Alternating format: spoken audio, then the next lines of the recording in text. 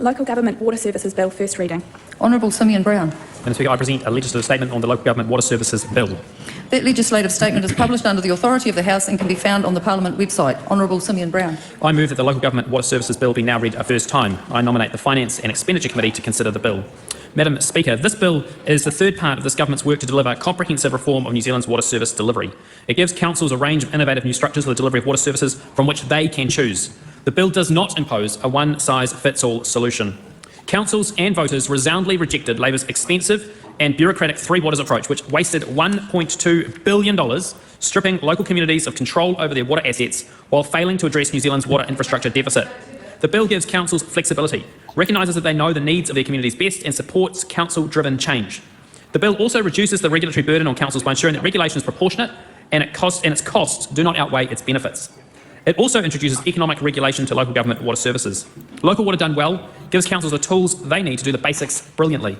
It provides appropriate accountability mechanisms for ratepayers and communities to be assured that water services are being delivered effectively in their local communities.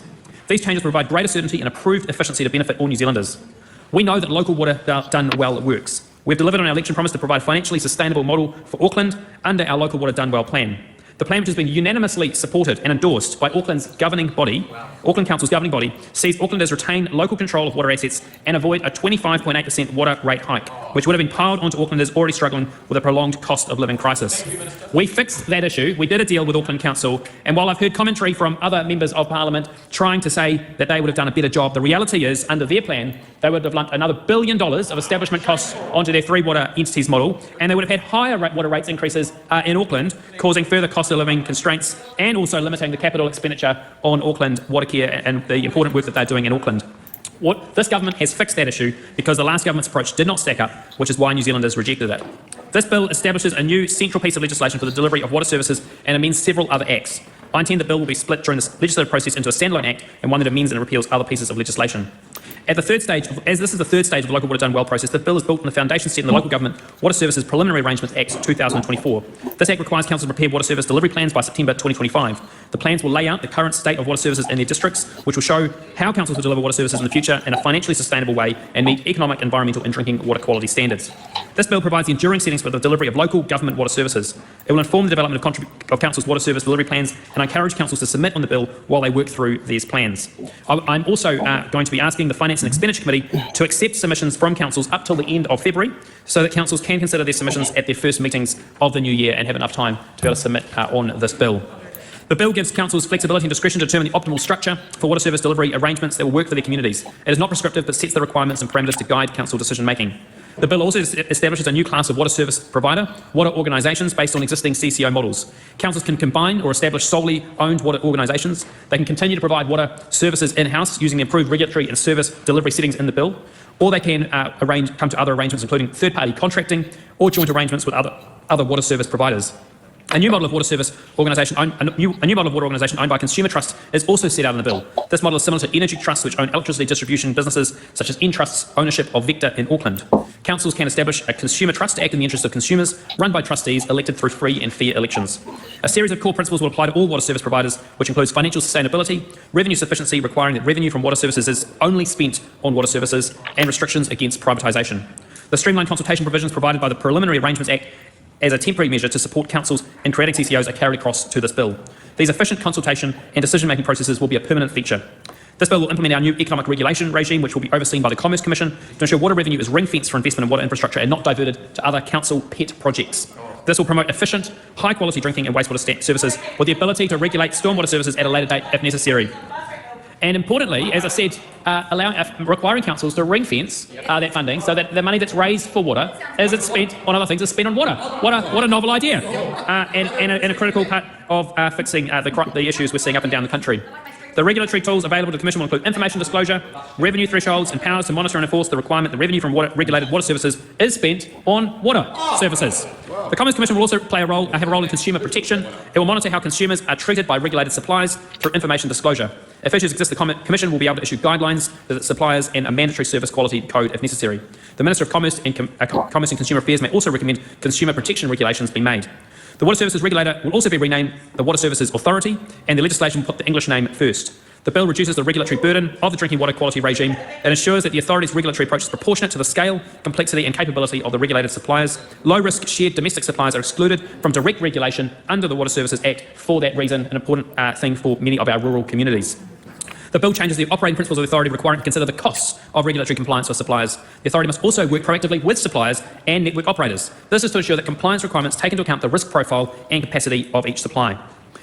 Madam Speaker, there's also a number of preliminary transitional arrangements and exemptions for water care, which, as I said earlier, was financially separated from Auckland Council by the Preliminary Arrangements Act, making Auckland water services affordable, saving households about $899 million over 4 years while ensuring improved service quality and record infrastructure investment.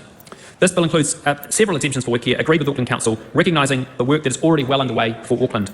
Madam Speaker, in conclusion, our government is now delivering the enduring components of water services through our Local Water Done Well plan, giving local council the ability and the clarity it needs to invest in local infrastructure while delivering economic regulation to minimise costs for ratepayers. Madam Speaker, this delivers on the Coalition's promises that we took to the last election from the National Party, the ACT Party and the New Zealand First Party to repeal Labour's disastrous and expensive co-governed, bureaucratic Three Waters approach and replacing it with Local Water Done Well, which restores council ownership of their assets and allowing councils to invest sustainably in their local infrastructure. Madam Speaker, I commend this bill to the House. Well, that seems to be begging the opposition, but I'd love to know if Water Done Well, and I'm actually might consider putting a submission on it, would be about putting the provisions in there to, if you don't spend your water budget in one tax year, you can ring fence it for future budgets so you can sit down there and have money sitting aside for water infrastructure projects. Because one of the annoying things about the way how councils currently have to run is they have to kind of use it or lose it with their budget towards the end of the financial year. And that's why you do seem to see a lot of work for council financial years. Yep. Between April and June, where they're ramping up a lot of them. It's interesting he talks about the trust model, which I think he's described as Electra, which is the Captain Coast and Hoffnur Alliance Company model. Mm-hmm. And I think Vector and Auckland is under the same model. So that was interesting. He used that option on there as like, can you put it into a trust? Which, okay, if it's a publicly owned trust that cannot be sold, that's better than privatisation. Oh, but, yes. Yeah, it's interesting because he's like trying to,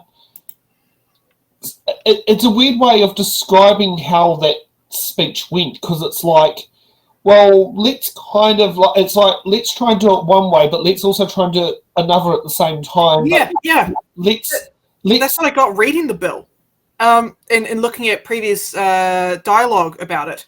Like, full credit goes to Mountain Tui. They did a really good job. That it's like, national.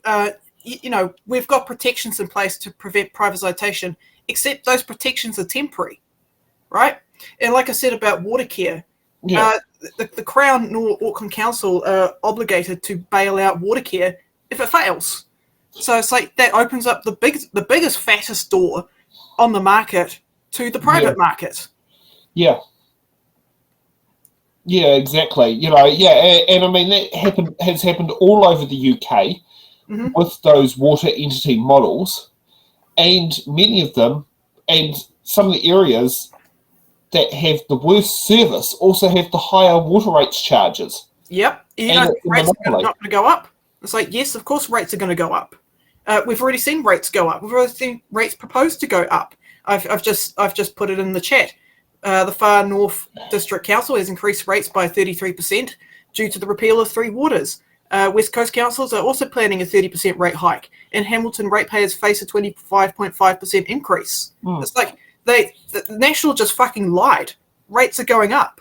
And I mean, considering the reasons that, like, one of the things we're talking about water here, one of the reasons for appointing a Crown Observer in Wellington was because of the funding mechanism of paying for water infrastructure through revenue expenditure, not through borrowing. And that was something that prompted why we had to have a Crown Observer appointed, which is a slap in the face to the Wellington ratepayers, because what they've been basically, the Wellington ratepayers of all stripes have said, we don't want more debt. We need to leave room for a rainy day. Yeah, I mean, they're just speed running the Tories' plan. I mean, I was reading through the Stage 2 report of the Havelock North drinking water inquiry. So that was done under the John Key, I think, government. Started under John Key and was finished under Ardern's government, but yes. Yeah, but in that report, it urged the need for some level of centralisation. Like, let's see if I can get the quote here. Yeah, so the inquiry sees as critical the central ownership of administrative responsibilities for the delivery of safe drinking water to the public.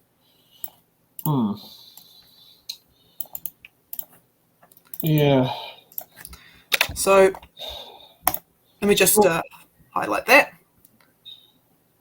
Yeah. Okay.